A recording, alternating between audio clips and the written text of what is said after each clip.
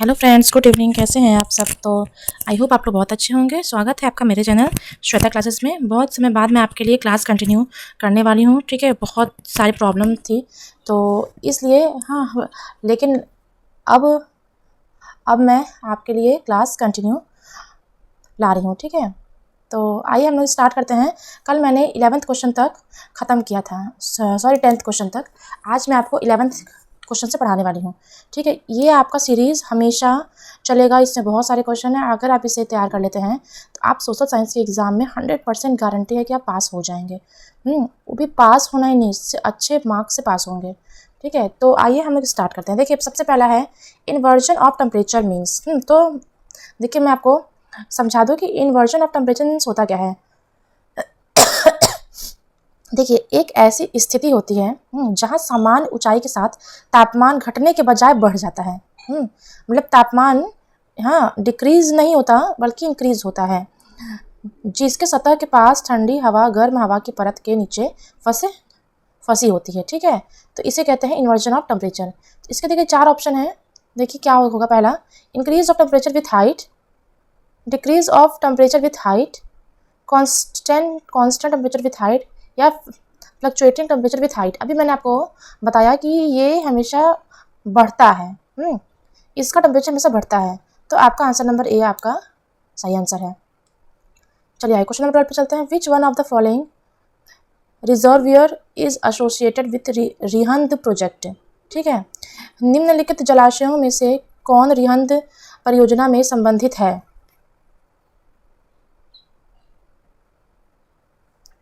निम्नलिखित जलाशयों में से कौन रिहंद परियोजना से संबंधित है।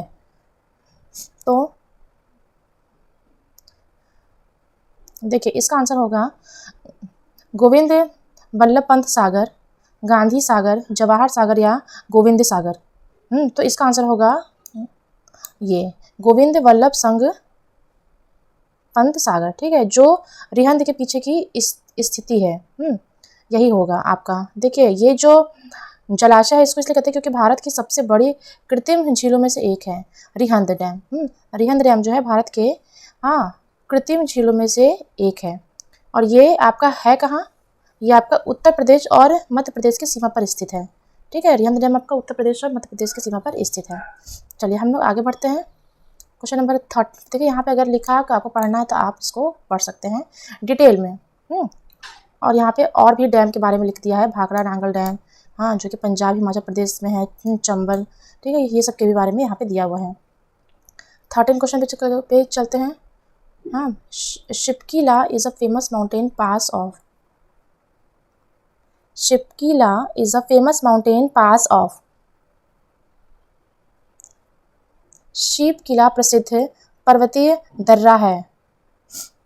पहला ऑप्शन है उत्तराखंड, जम्मू कश्मीर, सिक्किम और हिमाचल प्रदेश। इसका क्या होगा? देखिए, जो शिल्पला का एक प्रसिद्ध पर्वतीय दर्रा जो हिमाचल प्रदेश के किन्नौर जिले को तिब्बत की नगरी विभाग का जांदा जिले से जोड़ता है, उसको कहते हैं शिल्पकीला प्रसिद्ध पर्वतीय दर्रा। ठीक है, मतलब कि पहाड़ का एक दर्रा है वो। जम्मू कश्मीर, यहाँ पे देखिए डी ऑप्शन होगा। हिमाचल प्रदेश के किन्नौर जिले को तिब्बती के नगरी विभाग के जांदा जिले से जोड़ता है। ठीक है, तो इसका आपका आंसर होगा डी। ठीक है, चलिए आइए हम 14 क्वेश्चन पे चलते हैं। 14 क्वेश्चन क्या है हमारे सामने है, देख लीजिए। Social studies teacher should have the knowledge of subject matter as well. सामाजिक अध्ययन के अध्यापक को विषय वस्तु के साथ ज्ञान होना चाहिए। सामाजिक अध्ययन के अध्यापक को विषय वस्तु के साथ साथ ज्ञान होना चाहिए। तो इसका आंसर आपका क्या होगा? Teaching method, educational objectives, teaching technology या नन ऑफ दिस। देखिए, जो सामाजिक अध्ययन के जो शिक्षक होते हैं उनको शिक्षक विधियाँ, शिक्षक और विभिन्न सामाजिक विज्ञान, मतलब आपका हिस्ट्री हो गया, भूगोल हो गया, नागरिक शास्त्र हो गया, इन सब का ज्ञान होना चाहिए ताकि वो छात्रों को बेहतर ढंग से समझा सके और उनकी समझ को विकसित कर सकें। ठीक है, तो इसका आंसर यहाँ पे दिखाया हुआ है कि इस आंसर में ए, बी और सी तीनों विकल्प सही हैं। ठीक है, तो यहाँ पे ऑप्शन में कुछ था नहीं, ठीक है, ये आपका इसीलिए यहाँ पे आपका A1 और A B C आपका तीनों ही क्वेश्चन सही है। यहाँ पे होना चाहिए था ऑल ऑफ दीज, तब यहाँ पे डी ऑप्शन सही होता, लेकिन यहाँ पे लिखा है नन ऑफ दीज, इसमें से कोई नहीं, और यहाँ पे हम किसी एक को कर नहीं सकते, तो ये आपका आंसर आपका यही 3 होगा।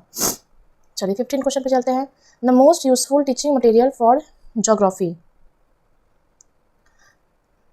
भूगोल शिक्षण हेतु सर्वाधिक उपयोगी सहायक सामग्री क्या है? मैप, कैलेंडर, फ्लैश कार्ड या बैरोमीटर।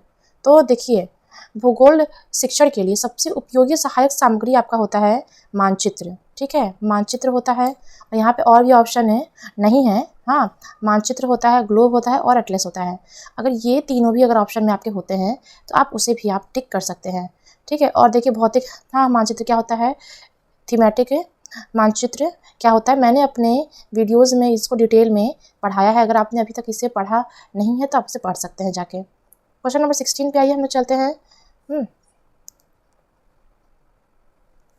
अष्टाध्यायी के लेखक कौन थे? तो देखिए, अष्टाध्यायी के लेखक थे आपके पारड़ी, ठीक है, पारड़ी थे, जो संस्कृत व्याकरण के एक महान विद्वान हैं। संस्कृत व्याकरण के ये महान विद्वान है। यहाँ पे देख सकते हैं, महाभारत के हैं वेद व्यास, रामायण के हैं वाल्मीकि, पंचतंत्र के हैं विष्णु शर्मा, प्रेम वाटिका के हैं रस खान, दश कुमार चरितम के हैं दंडी, अष्टाध्यायी के हैं पारड़ी, मुद्रा राक्षस के हैं विशाखा दत्त, और अर्थशास्त्र के हैं विष्णुगुप्त, ठीक है, चाणक्य। तो ये है आपका। आपका इसमें से भी क्वेश्चन आपका आ सकता है, आप इसको भी कहीं लिख सकते हैं। देखिए, the second Buddhist council was during the reasons of. द्वितीय बौद्ध संगीति का आयोजन किसके राजकाल में हुआ था? तो देखिए, इसका आंसर होगा कि द्वितीय बौद्ध संगीति का जो आयोजन हुआ था आपका कालाशोक के शासनकाल में हुआ था, ठीक है, कालाशोक यहाँ पे देखिए है, कालाशोक के शासनकाल में हुआ था, और ये वैशाली में 383 ईसा पूर्व में हुआ था।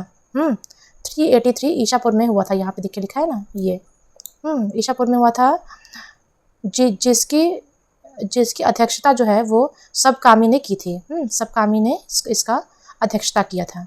तो आपका D is a right answer. Question number 18 पे चलते हैं। अकबर कंस्ट्रक्टेड ऑफ इबादत खान इन। अकबर ने इबादत खाना का निर्माण करवाया था।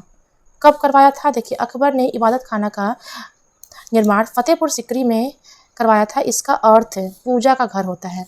इबादत खाने का मतलब होता है पूजा का घर।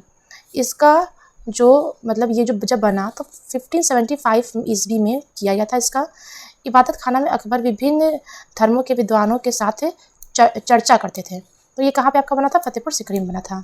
और भी आप देख सकते हैं कि ताजमहल कहाँ बना था? शाहजहाँ, आगरा, ठीक है, कौन बनवाया था और कहाँ बना था?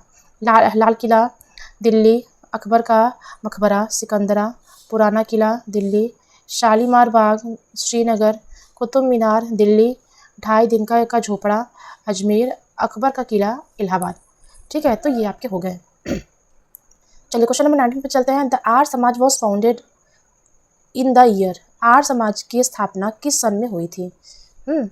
तो ये इसका आपका होगा 1875 AD ईस्वी में। ठीक है, 1875 ईस्वी में आपका ये हुआ था। ठीक है, यहाँ पे भी हाँ देखिए लिखा है कि कौन कौन सी संस्थाएं हैं, स्थापना है और संस्थापक है।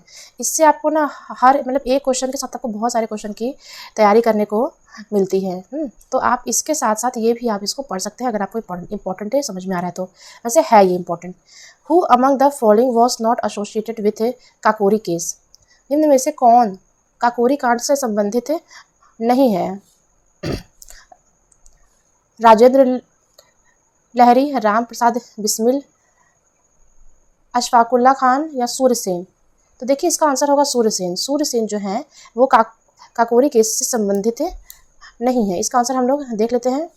काकोरी कांड में से सूर्यसेन संबंधित नहीं है, जबकि राजेंद्र लाहरिया और सब जो है वो मतलब इस कांड से संबंधित है। ठीक है, हाल ही में उत्तर प्रदेश ने काकोरी कांड का नाम बदलकर काकोरी ट्रेन एक्शन कर दिया है। इसका नाम इसलिए बदल दिया गया क्योंकि हाँ कांड शब्द सही भावना को नहीं दर्शाता है, यह घटना 9 अगस्त 1925 को लखनऊ के पास काकोरी नामक गांव में ब्रिटिश राज के खिलाफ भारतीय स्वतंत्रता आंदोलन के क्रांतिकारियों द्वारा की गई थी। ठीक है, तो उसका नाम कांड हटा के ट्रेन एक्शन कर दिया गया है। ठीक, तो चलिए आज के लिए बस इतना ही। कल मैं आपको 21 क्वेश्चन से आपके लिए और क्वेश्चन लाऊंगी। और अगर आपको मेरा चैनल पसंद है तो प्लीज़ इसे लाइक शेयर सब्सक्राइब कर दीजिएगा। Bye bye, thank you.